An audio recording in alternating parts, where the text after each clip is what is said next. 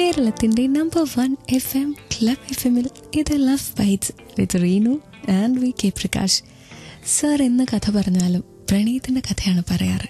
തീർച്ചയായിട്ടും പ്രണയമുള്ള കഥയെ പറഞ്ഞിട്ടുള്ളൂ, പ്രണയമില്ലാത്ത കഥകൾ പറയാറില്ല. സാർ വളരെ ബ്യൂട്ടിഫുൾ ആയിട്ട് മുല്ലവള്ളിയും തേന്മാവും എന്ന സിനിമയിലെ പ്രണയം പറഞ്ഞു. ഒരാൺകുട്ടിയും പെൺകുട്ടിയും മുല്ലവള്ളിയും തേന്മാവും ആണെങ്കിൽ എന്താണ് പ്രണയം? മുല്ലവള്ളിയിലെ പ്രണയം എന്ന് പറയുന്നത് ഇന്നത്തെ കാലഘട്ടത്തിൽ പോലും ഒരു ആൺകുട്ടിയും പെൺകുട്ടിയും തമ്മിൽ പ്രേമിച്ച് അവർക്ക് വേണമെങ്കിൽ ഒരുമിച്ച് ജീവിക്കാം, അവർക്ക് വേണമെങ്കിൽ ഓടി രക്ഷപ്പെടാം. പക്ഷേ അവർ രണ്ടുപേരും കാത്തിരിക്കുന്നത് പാരന്റ്സിന്റെ പെർമിഷന് വേണ്ടിയിട്ടാണ്.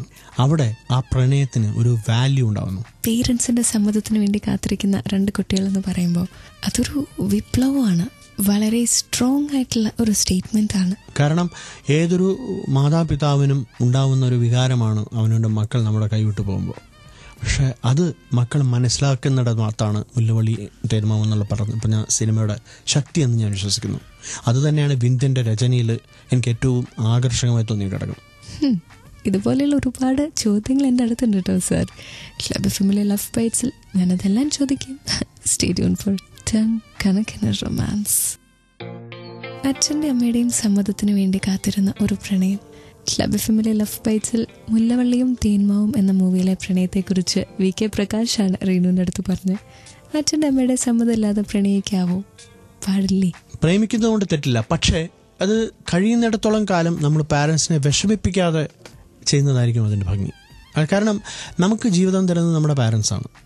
അപ്പോൾ അവരെ ഒരിക്കലും വിഷമിപ്പിക്കാതെ പ്രണയത്തിനൊരു മനോഹാരിത ഉണ്ടാക്കിയെടുക്കാൻ ശ്രമിക്കണമെന്നാണ് എൻ്റെ ഒരു വിശ്വാസം. സുഹാസ് എന്ന് പറയുന്ന വ്യക്തി ഒരു പ്രണയത്തിലാണ്. നമുക്ക് അയച്ചു തന്ന മെസ്സേജ് ചോദിച്ചിരിക്കുന്ന അച്ഛനും അമ്മയും കല്യാണത്തിന് സമ്മതിക്കുന്നില്ല, അപ്പോൾ ഞാൻ എന്താ ചെയ്യേണ്ടതെന്ന്. പെർമിഷൻ തന്നില്ലെങ്കിൽ അത് അവരെ പറഞ്ഞ് മനസ്സിലാക്കാനുള്ള ഒരു സാവകാശം കാണിക്കണം. അത് തന്നെയാണ് മുല്ലവള്ളിയിൽ പറയുന്നത്. അവർ വെയിറ്റ് ചെയ്യാണ്, കാത്തിരിക്കുകയാണ്. സുഹാസ് പറഞ്ഞ് മനസ്സിലാക്കാൻ ശ്രമിക്കുക. നമ്മുടെ അച്ഛനും അമ്മയല്ലേ, നമ്മുടെ സന്തോഷമായിരിക്കും അവർക്ക് വലുത്. ഇതുപോലെ ഒരു ചോദ്യം ചോദിക്കണോ? ക്ലബ് എഫ്എമ്മിലെ ലവ് ബൈറ്റ്സിലേക്ക് ഒരു മെസ്സേജ് അയക്കണോ? 56070 ആണ് നമ്പർ.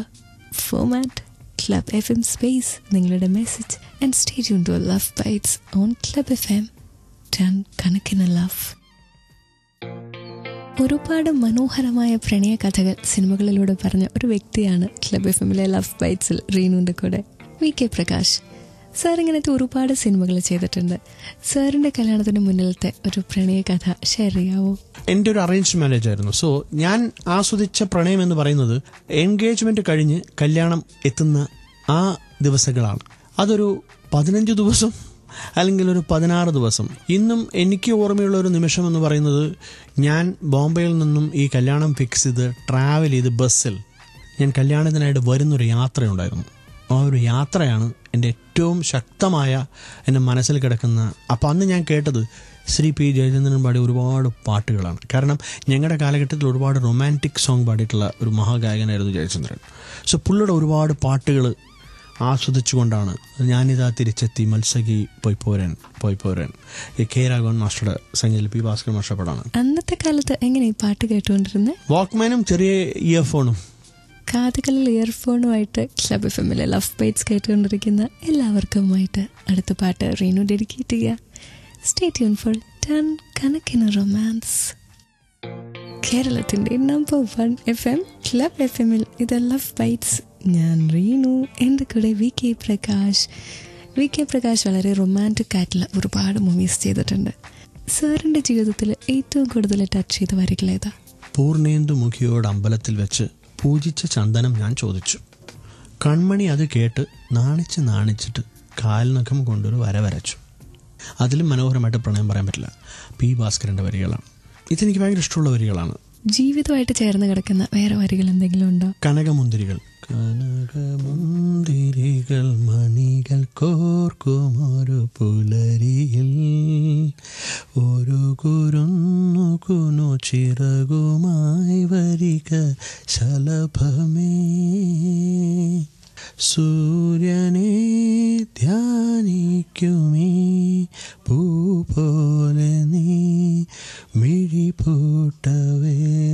ഈ വരികൾ നമ്മുടെ മൺമറഞ്ഞു പോയ ഗിരീഷ് പുത്തഞ്ചേരിയുടെ വരികളാണ്. ഈ വരികളെ പറ്റി പറയുമ്പോൾ ഗിരീഷ് പുത്തഞ്ചേരിയെ പറ്റി പറയാതിരിക്കാൻ നിവൃത്തിയില്ല. കാരണം കനകമുന്തിരികൾ എന്നുള്ള സോങ്ങിൻ്റെ ഉദ്ഭവം എന്ന് പറയുന്നത് ലൂയി ബാങ്ക്സ് ആൻഡ് ശിവമണിയാണ് ഇതിൻ്റെ മ്യൂസിക് ട്രാക്ക് ചെയ്തിട്ടുള്ളത്. അപ്പോൾ അവർ ചെയ്തൊരു ബാക്ക്ഗ്രൗണ്ട് സ്കോർ കേട്ടിട്ടപ്പോൾ എനിക്ക് തോന്നി അതിലൊരു മെലഡി ഉണ്ടെന്ന് തോന്നി. ഇമ്മീഡിയറ്റ്ലി ഞാൻ ഗിരീഷിനെ വിളിച്ചു വരുത്തി. ഗിരീഷിന് സിനിമ ഇട്ട് കാണിച്ചു കൊടുത്തു, ഈ മൊണ്ടാഷ് ഇട്ട് കാണിച്ചു കൊടുത്തു. വിത്തിൻ 3 minutes പുള്ളി എഴുതിയ വരികളാണ് ഈ കനകമുന്തിരികൾ എന്നുള്ള പാട്ട്. ആ പാട്ടിന് സംസ്ഥാന സർക്കാരിൻ്റെ അക്കൊല്ലത്തെ ഏറ്റവും നല്ല ഗാനരചയിതാനുള്ള അവാർഡ് ഗിരീഷിന് കിട്ടുകയും ചെയ്തു. ഭയങ്കരമായിട്ടുള്ളൊരു അനുഭവമായിരുന്നു അതെനിക്ക്. ചില വരികൾ എങ്ങനെയാ മനസ്സിൽ മായാതെ നിൽക്കും. അതുപോലൊരു പാട്ട് ക്ലബ് എഫ്എമ്മിലെ ലവ് ബൈറ്റ്സിൽ എല്ലാവർക്കുമായി ഞാൻ ഡെഡിക്കേറ്റ് ചെയ്യുക. സ്റ്റേ ട്യൂൺഡ് ഫോർ 10 കണക്കിന് റൊമാൻസ്.